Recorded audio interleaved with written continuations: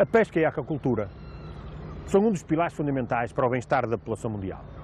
Nas últimas 5 décadas, o crescimento do abastecimento de alimentos à custa do peixe é superior ao crescimento da população mundial, se bem que os níveis do peixe capturado se tenham mantido estáveis. Hoje é fundamental para o mundo a proteína animal que advém do peixe e os seus derivados. Consequentemente, a pesca é uma das atividades económicas mais importantes no mundo.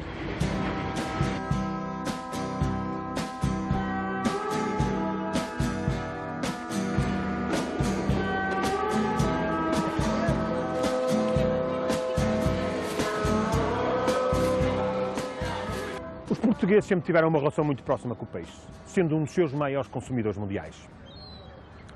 É fundamental, pois, para preservarmos este ativo tão importante, conhecermos muito bem o mar e as suas espécies. Hoje vamos poder aprofundar o conhecimento sobre 2 espécies muito queridas de portugueses que se capturam aqui no Atlântico Norte: a sardinha e o bacalhau.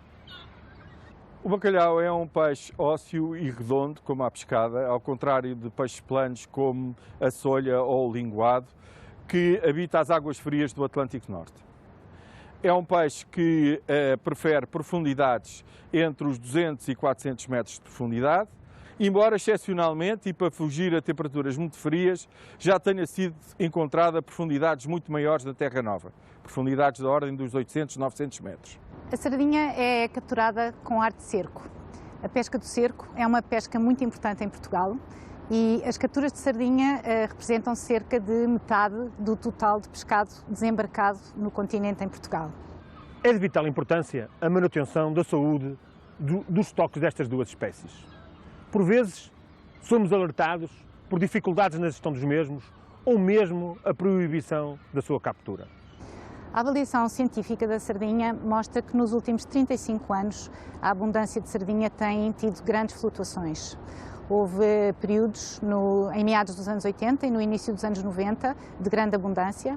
Nessas alturas as capturas portuguesas de sardinha atingiram 100 mil toneladas, mas desde final dos anos 90 que a abundância de sardinha tem vindo a diminuir e, sobretudo, desde 2008 essa diminuição tem sido muito acentuada. Pelo facto da sardinha estar numa situação de muito baixa abundância, têm sido implementadas medidas de gestão severas, nomeadamente limitações à captura e períodos de paragem da pesca. E, por exemplo, em 2014, o limite de capturas de sardinha para Portugal e Espanha foi de 20 mil toneladas, o que é um valor extremamente baixo a comparar com o histórico. Os estoques de bacalhau do Noroeste Atlântico entram em declínio praticamente ao mesmo tempo. Estes estoques, que suportaram uma pescaria de mais de 5 séculos, em menos de 10 anos, entre a segunda metade dos anos 80 e o princípio dos anos 90, chegam a mínimos históricos e todas estas pescarias fecham. Se podemos dizer que a principal causa foi, de facto, a sobrepesca, ela não foi de todo a única causa. Uma explicação provável é a pressão a que estes bacalhaus continuam a estar sujeitos por parte dos mamíferos marinhos, nomeadamente pela principal população de focas do Noroeste Atlântico, as focas da Groenlândia, que estão, neste momento, no máximo histórico dos últimos 60 anos.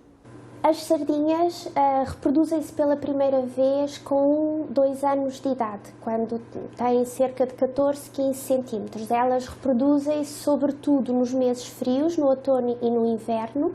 Uma fêmea, numa dessas vezes em que desovam, pode produzir e emitir uns 20 mil ovos, o que quer dizer que um único indivíduo pode estar na origem de 300 ou de 400 mil ovos. Em contrapartida, durante os meses de verão, as sardinhas não se reproduzem, a maior parte delas não se reproduz Durante esses meses, as sardinhas, a energia que elas obtêm da alimentação é essencialmente armazenada no corpo sob a forma de gordura, por isso é que no verão as sardinhas estão mais gordas, e essas reservas são depois canalizadas no outono e inverno seguintes para se reproduzirem de novo.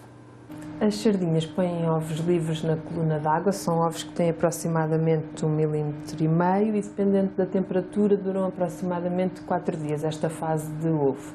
A fase de ovo e larvar acabam por ser fases muito importantes do ciclo de vida, porque são as fases onde esta espécie tem maior vulnerabilidade. Estima-se que aproximadamente 99% dos ovos que são produzidos acabam por ter mortalidade nesta fase.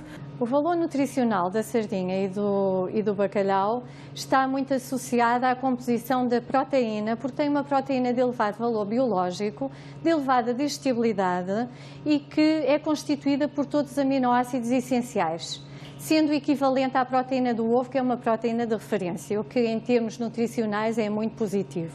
Também o colesterol tem níveis baixos nestas espécies, são espécies que apresentam níveis baixos de colesterol, ou seja, numa dieta equilibrada e num regime alimentar saudável, faz todo o sentido o consumo de qualquer uma destas espécies. A comunidade mundial enfrenta hoje um conjunto de múltiplos e conexos desafios, que vão desde a desarticulação dos mercados, passando pelas dificuldades de adaptação às alterações climáticas, ou mesmo lidar com eventos climáticos extremos. Paralelamente, existe a necessidade de conciliar os requisitos nutricionais de uma população crescente com um conjunto limitado de recursos naturais. A captura sustentável de peixe selvagem pode ajudar.